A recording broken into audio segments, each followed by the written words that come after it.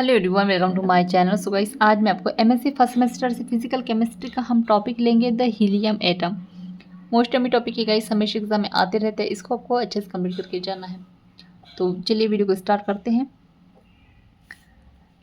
तो जैसे कि मैंने पिछली वीडियो में बताया था, जब मैंने हाइड्रोजन एटम का जो टॉपिक कंप्लीट किया था, तो आपको दोनों में से कोई भी एक क्वेश्चन कंप्लीट करना है। ठीक है, दोनों क्वेश्चन कंप्लीट करके जाने, क्योंकि दोनों में से कोई भी एक क्वेश्चन आपको आता है एग्जाम में, और वो भी लॉन्ग आंसर टाइप क्वेश्चन में आता है। ठीक है, तो हाइड्रोजन एटम वाला टॉपिक नहीं देखा है तो उसको चेक ज़रूर कीजिएगा। अब हम आते हैं हीलियम एटम के बारे में। तो पर्टुर्बेशन ट्रीटमेंट टू हीलियम एटम, तो किसी भी एटम की एनर्जी और वेव फंक्शन ज्ञात करने के लिए पर्टुर्बेशन ट्रीटमेंट का यूज़ किया जाता है। ठीक है, किसके लिए यूज़ किया जाता है? वेव फंक्शन ज्ञात करने के लिए, किसी भी एनर्जी, एटम की एनर्जी और वेव फंक्शन ज्ञात करने के लिए। ठीक है, किसी भी एटम की एनर्जी और वेव फंक्शन ज्ञात करने के लिए किस चीज़ की ज़रूरत पड़ती है? हमें पर्टुर्बेशन ट्रीटमेंट की ज़रूरत पड़ती है। अब helium 2 electron has moving in field of nucleus of charge 2+ electron. ठीक है, तो ये देखिए, ये न्यूक्लियस किस तरह से बना हुआ है। अब काइनेटिक एनर्जी ऑफ H1 बराबर, हम इसको इस तरह से लिख सकते हैं, -1 अपॉन डेल V1 P, और पोटेंशियल एनर्जी बराबर -2 अपॉन R1। ठीक है, इसी तरह से H2 की तो -1 अपॉन 2, और इसके बदले में हम R2 R1 R2 इस तरह से ले लेंगे। अब यहाँ पर हाइड्रोजन का देखिएगा, दोनों को कंबाइन करेंगे तो -1 अपॉन 2 V1। ठीक है, इसी तरह से -2 R1। ठीक है, और प्लस कर देंगे तो 1 अपॉन 2 V2, और ये -2 R2 बराबर क्या हो जाएगा? +1 बराबर R1 इसके R2। ठीक है, R12 हो जाएगा यहाँ पर। अब आगे देखते हैं। अब यहाँ पे कह रहे हैं कि हैमिल्टोनियन ऑपरेटर को इस तरह से लिखा जा सकता है। तो देखिएगा वो किस तरह से लिखते हैं। तो H एक कैप है बराबर cap not H plus cap 1H। ठीक है, इसमें जो कैप नॉट H है वो अनपर्टुर्बेशन है, इसलिए पर्टुर्बेशन थ्योरी का यूज़ किया जाता है। समझ गए ना? अनपर्टुर्बेट के लिए H0 बराबर -1 upon 2 V1 -2 plus -2 V2 -1 upon R1 -2 upon R2। समीकरण नंबर 2 है ये। और पर्टुर्बेट के लिए क्या है, मतलब कि ये अनपर्टुर्बेट है, और ये पर्टुर्बेट क्या है हमारे पास? Cap H1। ठीक है, तो इसको आप किस तरह से लिख सकते हैं? 1 अपॉन R12। हम जीरो ऑर्डर लेते हैं आइगन फंक्शन का, जिसका सॉल्यूशन इस प्रकार लिखा जा सकता है। तो श्रोडिंगर वेव इक्वेशन से हमारे पास क्या आ जाएगा? समीकरण H0 जाई बराबर E0 जाई।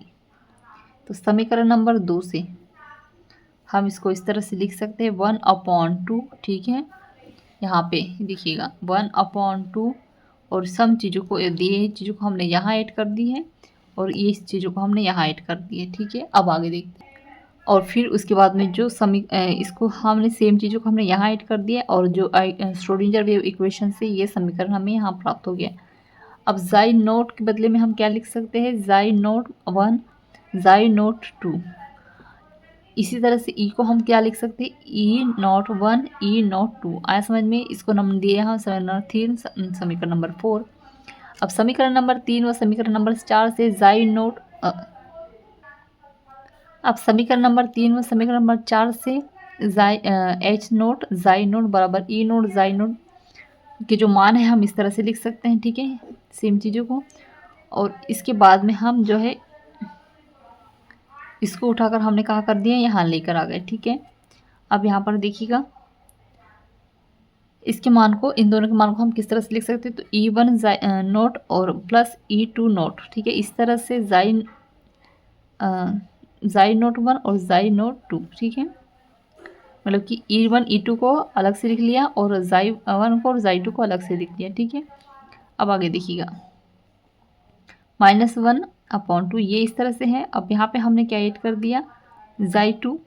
ठीक है, और ये इस तरह से यहाँ, और फिर ले लिया हमने जाई 1। ठीक है, माइनस किया, फिर यहाँ पर 1/2 और जाई नोट 1 और डेल 2 ज़ाई नॉट 2 -2/R1। और फिर यहाँ पे इसको भी, यहाँ पर भी हमने क्या ले लिया, ज़ाई नॉट 1 और ज़ाई नॉट 2। ठीक है, आगे देखेंगे तो E1 E2 और यहाँ पे ज़ाई 1 ज़ाई 2, इसको हमने क्या दिया, समीकरण नंबर 5। अब ज़ाई नॉट बराबर ज़ाई 1 नॉट और ज़ाई 2 और ज़ाई 2 नॉट को डिवाइड कर देंगे तो 1/2 और ये ज़ाई नॉट 1 V12 और ज़ाई 1, इसको हम किस तरह से लिख सकते हैं, सेम चीज़ें हमने उतार दी हैं यहाँ पे, इस चीज़ को आप यहाँ पर लिख सकते हैं अच्छे से। और ये E1 इतना लिखने के बाद में अब जो आगे है वो -1/d ज़ाई नॉट 1 और V2 1। अब ज़ाई नॉट 1 -2 -R1 बराबर E1 नॉट, फिर -1/डेल और ज़ाई नॉट 2, फिर -V2 ज़ाई नॉट 2, फिर -2/R2 बराबर E नॉट 2। आगे देखेंगे और हम इसको इस तरह से भी लिख सकते हैं, ठीक है, या फिर इस तरह से लिख सकते हैं इन चीज़ों को। इसके बाद में फिर 1 इसके बदले में हम डे लिख सकते हैं, ठीक है, और सेम चीज़ हम यहाँ पर उतार लेंगे। फिर ये 4 ग्राउंड स्टेट ऑफ हीलियम, तो देखिए 1 ज़ाई 1 नॉट बराबर Ne -2R1 और ज़ाई नॉट 2 Ne -2R2। ठीक है, तो n क्या है, नॉर्मली जाइडेड कांस्टेंट है, एक क्या है, ये कांस्टेंट है। अब समीकरण 7 को इस तरह से भी लिखा जा सकता है, ठीक है, ये जो समीकरण नंबर 7 है हमारा, आप इसको इस तरह से भी लिख सकते हैं, ठीक है। आगे देखते हैं, अब समीकरण 8 को भी इस तरह से लिखा जा सकता है, ठीक है। फिर है E02 बराबर, हम इसको इस तरह से लिख सकते हैं -2/2, E0 बराबर E1 बराबर प्लस E2 नॉट, ठीक है। अब E0 बराबर इसको हमने यहाँ लिख लिया, ठीक है, और इसके बाद में -2/2, ठीक है, बराबर -2² आ जाएगा। अब यूजिंग पर्टुर्बेट थ्योरी का यूज़ करेंगे तो E1 बराबर summation xi naught H1 xi naught D tau बराबर Z ज़ाई नॉट H1 और ये ज़ाई नॉट, ठीक है। अब यहाँ पे ओमेगा H1 बराबर 1 -R12। अब E1 बराबर summation 3 psi naught 1 xi naught 2 1/R2 लिखेंगे, R1 not R2 not D tau, और इसके मान हम क्या लिख सकते हैं, इस तरह से लिख सकते हैं, ठीक है। और R² sine theta DR D theta और DQ, इस तरह से हम इसके मान लिख सकते हैं, ठीक है। इसके मान किस में आएंगे, R में, थीटा में, इस तरह से।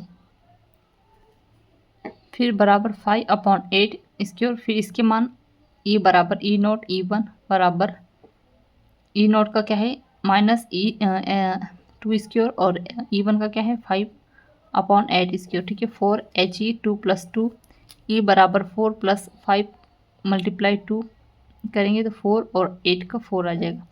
तो 4 4 2 8 4 12 4 4 16, तो -16 + 5 और ये 4, तो ये -11/4। तो इस तरह से ये हमारा टॉपिक कंप्लीट हुआ। तो यहाँ पे आपको अच्छे समझ में आ गया होगा, सो प्लीज़ आपको इसको याद कर लीजिएगा, ठीक है, क्योंकि इसमें जो ये बारीक बारीक जो वर्ड है इससे आपको काफ़ी ज़्यादा परेशानी होगी। तो इसको डेरिवेशन को आपको अच्छे से याद कर लेना है और कंप्लीट करके ही जाना है, क्योंकि ये हमेशा आता है एग्ज़ाम में, ठीक है। और इस तरह के हार्ड डेरिवेशन है MSc फर्स्ट सेमेस्टर में, बाद में आपको ज़्यादा दिक्कत नहीं आएगी, लेकिन इसमें आपको आएगी। तो इसके लिए इसी वजह से बच्चे जो क्या है काफ़ी ज़्यादा फिजिकल केमिस्ट्री में सप्लीमेंट्री आ जाती है, ठीक है। तो इसको आपको अच्छे से कंप्लीट कीजिएगा, और चैनल पर नए हैं तो प्लीज़ चैनल को सब्सक्राइब कर दीजिएगा, बेल आइकन प्रेस कर दीजिएगा। और MSc केमिस्ट्री और सेमेस्टर के नोट्स परचेस करने के लिए आप मुझे व्हाट्सएप मैसेज कर सकते हैं, डिस्क्रिप्शन में व्हाट्सएप नंबर शेयर कर दूँगी। Thank you.